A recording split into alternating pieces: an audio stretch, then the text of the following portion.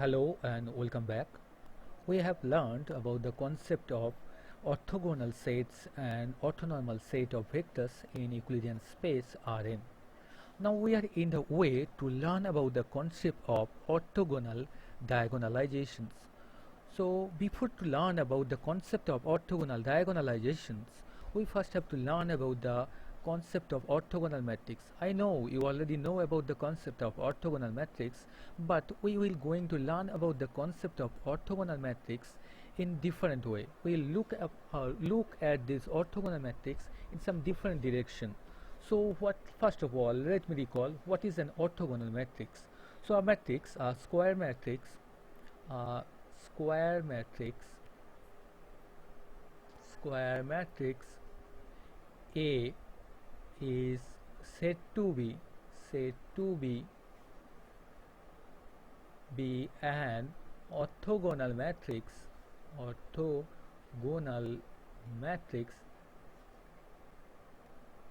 if we have the inverse of the matrix. So for an orthogonal matrix, the inverse of the matrix always exists. So inverse of A is same with the transpose matrix of the same matrix A. So when A inverse equals to A transpose, we say that the matrix A is an orthogonal matrix. And you already have get the difficulty to find the examples of orthogonal matrix. So we're going to learn about one of the property of orthogonal matrix, and from now on, we can easily find out the examples of orthogonal matrix. So here is one of the property, or you can talk about the results of an orthogonal matrix or orthogonal matrices. So it says that square matrix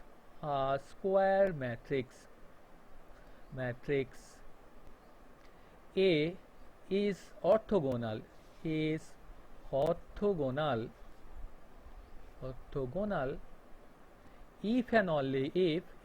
and only if all the column vectors of A are orthonormals. So column vectors are if and only if columns vectors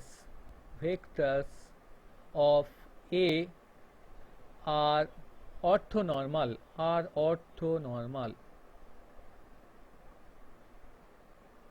So for an orthogonal matrix, what is that if and only if condition means? So if we have an orthogonal matrix, then the column of the matrix are orthonormal to each other. And also if we can find the that a matrix which the column of the matrix are orthonormals, then we can say that matrix must be an orthogonal matrix. That is, also you can see that why the name orthogonal for this type of matrix, this came from these results. So because the column of a matrix, if a column of a matrix, you can say that if a column of a matrix are orthonormals, which means they are orthogonal to each other and each matrix is of unit length. So what the orthonormal means? So each column vectors of a matrix are orthogonal to each other and each column with unit lengths. That is called the orthonormal. The column vectors of A are orthonormal, then the matrix is an orthogonal matrix. So this is an if and only if conditions, and you can see that from there you get the name for the matrix, that it is called orthogonal matrix. So let me give you some example, and from there we're going to verify these results. So let me erase this first. So let me write down an example of an orthogonal matrix. So P is a matrix. So actually I have done it by my I have already done that.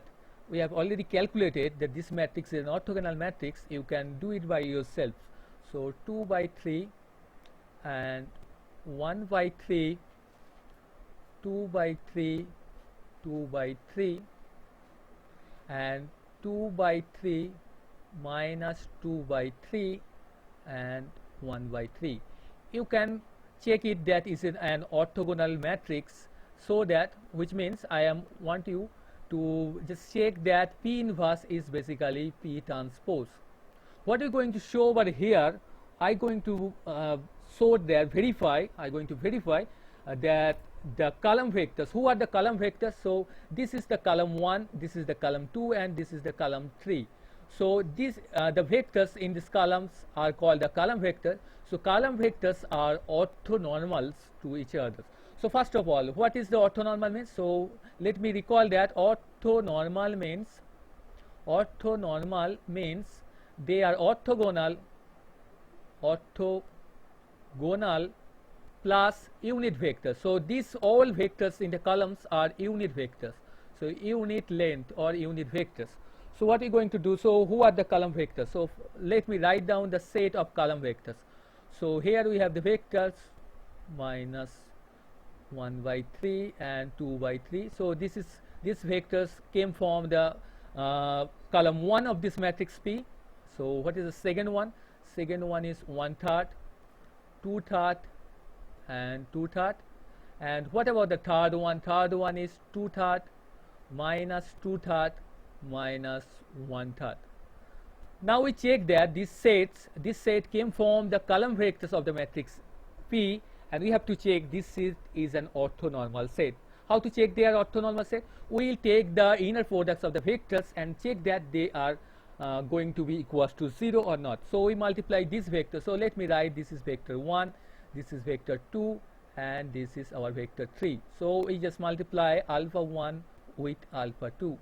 So what we get? This is the component wise multiplication. So let me remind you, this is the component wise multiplication. So here we have minus 2 by 3, and here we have 1 by 3. So after multiplication we get 2 by 9 plus, or the minus, here we have minus 1 by 3, here we have 2 by 3. So we multiply 1 into 2, so we get 2, so we get again 2 by 9. And the last one is 2 by 3 and 2 by 3, we get 4 by 9.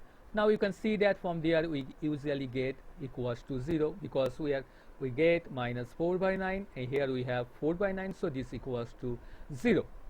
Now what we're going to do, we multiply alpha 1 with alpha 3, alpha 1 with alpha 3.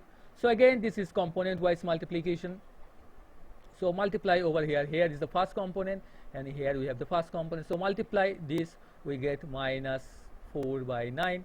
Here we have minus 1 by 3, here we have minus 2 by 3. So after multiplication we get 2 by 9, and here we have 2 by 3, and here we have 1 by 3. So after multiplication we get 2 by 9. Now we can easily see that this is equals to 0. So alpha 1 and alpha 2, alpha 1 and alpha 3 are orthogonal to each other. So next we have only one case left, which is alpha 2 multiply with alpha 3. So let me multiply alpha 2 with alpha 3.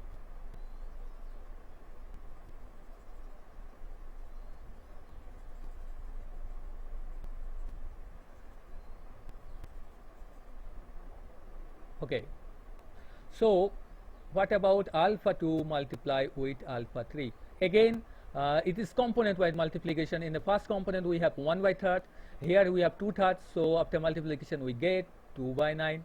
From the second we have 2 by 3rd minus 2 by 3rd, we get minus 4 by 9, and from the last one 2/3 and 1/3 we get 2 by 9 again. So 2 by 9 plus 2 by 9 is 4 by 9, and here we have minus 4 by 9, so this equals to 0.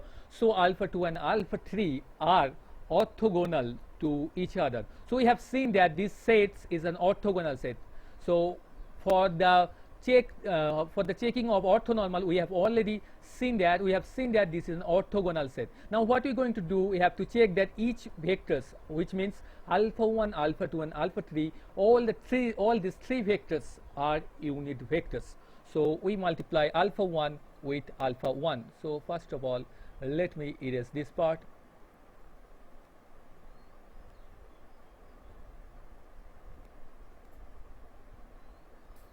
So alpha 1 multiply with alpha 1. So it's going to be, I know it will be 2 by 3 whole square, and this will be minus 1 by 3 whole square. So and this will be 2 by 3 whole square, and this going to be 4 by 9 plus 1 by 9 plus 4 by 9. Now we can see that it will be 9, and 4 plus 1, which is 9, which is 1. So alpha 1 is a vector of unit length, so alpha 1 is an unit vector. Similarly, you can check for yourself that alpha 2 will be an unit vector and alpha t will be an unit vector. So these sets we have already assumed. Basically, you can see by yourself. You can check by finding the inverse of the matrix and also the transpose of the matrix, and you can easily check that this is an orthogonal matrix, and we verify that the column vectors in the orthogonals of the column vectors in the matrix P are orthonormals.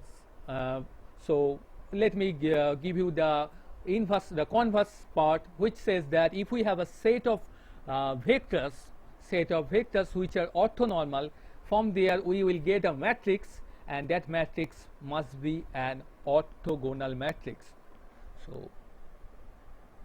So converse part of the statement. So here we have a set. So converse part of the result. So in first part, what we have seen, if we have an orthogonal matrix, we have seen that we get the column vectors of the matrix are orthonormal set. Now we have a set of orthonormal vectors, and we will find a matrix and check that matrix is orthogonal matrix or not. So here we have a set with vectors 1 root 2 minus 1 root 2 and 1 root 2 comma 1 root 2. So here we have vector alpha 1. So suppose this is our vector alpha 1 and this is our vector alpha 2. So let's multiply vector alpha 1 with alpha 2. So alpha 1 multiplication with alpha 2. We know that this is component wise multiplication. So we get 1 by root 2 into 1 by root 2, and here we get minus 1 by root 2 into 1 by root 2. So we get the 0. So alpha 1 and alpha 2 are orthogonal to each other, and we have to check that these alpha 1 and alpha 2 are unit vectors or not. So what is alpha 1 multiplied with alpha 1? So it's a component wise multiplication. So this will be 1 by root 2 whole square and 1 by root 2 whole square. So half plus half, which is 1. So alpha 1 is an unit vectors. So what about alpha 2 multiplied to alpha 2? So we get 1 by root 2 whole square plus 1 by root 2 whole square. So we get again, so here we have minus over basically, and after the whole square we'll get half basically. So half plus half, we will get the 1. So you can see that alpha 1 and alpha 2 are unit vectors and they are orthogonal to each other. So this is an orthonormal set. So orthonormal sets of vectors form vectors. Now we're going to form a matrix with the columns. Column entries form this vector alpha 1, and second column form the vector alpha 2. So let me write that down.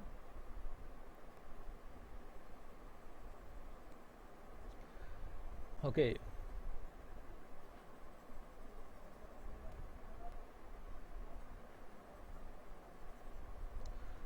I'm just taking out some few precious time to erase this part, but I have to do it. Okay, so what we're going to do, we form a matrix with the column alpha 1 and alpha 2. So this is the first column and the second column. So we have the matrix 1 by root 2 minus 1 by root 2, 1 by root 2 and 1 by root 2. So what we're going to check, we will going to check that we check P is an orthogonal matrix or not, orthogonal matrix or not. So for that we have to find the P inverse and P transpose. So let me find that down, P inverse and P transpose.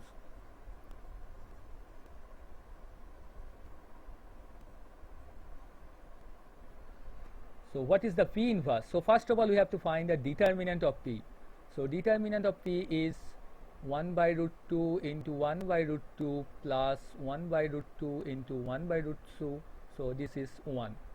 So what is the adjoint and P and form that P inverse will be basically, you can easily calculate by yourself because determinant is 1, and we can just take the 1 by, it will be 1 by root 2, and from there we will get 1 by root 2 and 1 by root 2 and 1 by root 2.